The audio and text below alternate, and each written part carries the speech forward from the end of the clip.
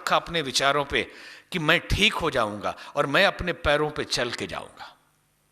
1 साल के अंदर वो ठीक हो गया, और इसे आप ऐसे कहेंगे कि भगवान का चमत्कार है, किसी मंदिर का आशीर्वाद मिल गया।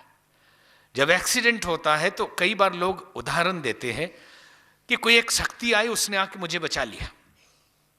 कई लोगों के जीवन में ऐसी घटना घटी होगी, कोई एक्सीडेंट हुआ, वो शक्ति के रूप को हम नहीं देख पाए, छाया जैसी दिखी, और एक कोई था और जिसने गाड़ी को बाहर निकाला और हम एकदम बाहर आ गए और बच गए। वास्तव में वो आप स्वयं हैं। जो आत्मा है वही परमात्मा है, जो ब्रह्मांड है वही पिंड है। आपके स्वयं का अस्तित्व ही आपके कार्यों को कराने के लिए इतनी सजग है। जो कॉन्शियस जागृत नहीं रहता तो उस समय वो एकदम इमरजेंसी के टाइम में वो पावर बाहर आती है।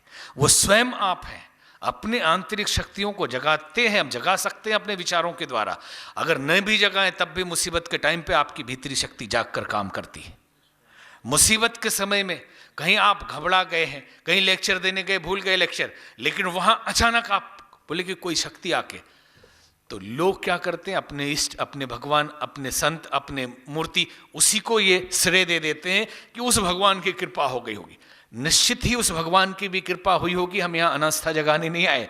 लेकिन इतना ध्यान रखना, भाग्यवादी ये कहते हैं, हम भी भाग्यवादी हैं भाई, संत हैं, धर्म की बात करते हैं, क्या क्या कहते हैं?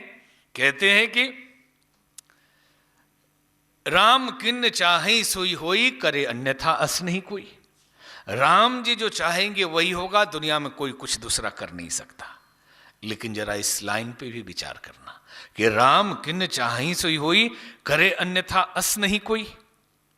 तो राम जी का कोई घर बना हुआ है, पहले तो अयोध्या में थे, कहीं ऊपर देवलोक में बैठे हुए हैं, वहां से डिसीजन लेते हैं कि इस आदमी को हमको दुखी करना, इस आदमी को सुखी करना। क्या किसी से उनका बैर है? बताना भाई आप लोग। राम जी का किसी से बैर है कि बोलेंगे कि इसको कष्ट देना, इसका बिजनेस बिगाड़ना, इसको एक्सीडेंट कराना, इसको बहुत बड़ा हीरो बना देना, इसका बिजनेस सफल करा देना, इसको बहुत फेमस कर देना, इसको बहुत नीचे कर देना, इस पे मुकदमा चलवा देना और इसके मुकदमे ऐसे ही ठीक करवा देना। राम जी से रिश्तेदारी है किसी की? जो सिफारिश वहां कर रहा आदमी और वो उसको पक्षपात कर रहे हैं। राम किन्न चाहि सोई होई, करे अन्यथा अस नहीं कोई। इस पे ध्यान देना। तो राम कहां है? तो आप खुद बोलेंगे, तुझ में राम, मुझ में राम, रोम रोम में राम रे। है या नहीं? कि तुझ में राम, मुझ में राम, रोम रोम में राम रे। तो जो तुझ में राम बैठा है वही डिसीजन देता है। जो भीतर बैठा हुआ है ना राम, जो खुद सोचने की शक्ति है, वही राम ही भाग्य बनाते हैं। लेकिन बाहर बैठे हुए राम नहीं, भीतर बैठे हुए राम। हम मनुष्य अपने भाग्य का निर्माता आप है। कैसे? भीतर बैठा जो राम है, कहते ईच सोल पोटेंशियली डिवाइन, ईश्वर अंश जीव अविनाशी, हर आदमी दिव्य है।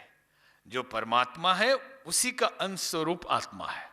तो बाहर बैठा हुआ परमात्मा कोई आपका भाग्य नहीं बना रहा है, भीतर बैठा हुआ परमात्मा भाग्य बना रहा है। तो भीतर के परमात्मा को दिशा कौन देगा? वो खुद ही परमात्मा, मतलब आप स्वयं।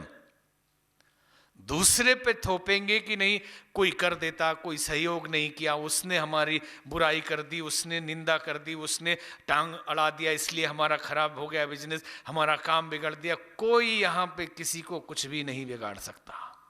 हम स्वयं हर चीज के लिए जिम्मेवार है। हमारी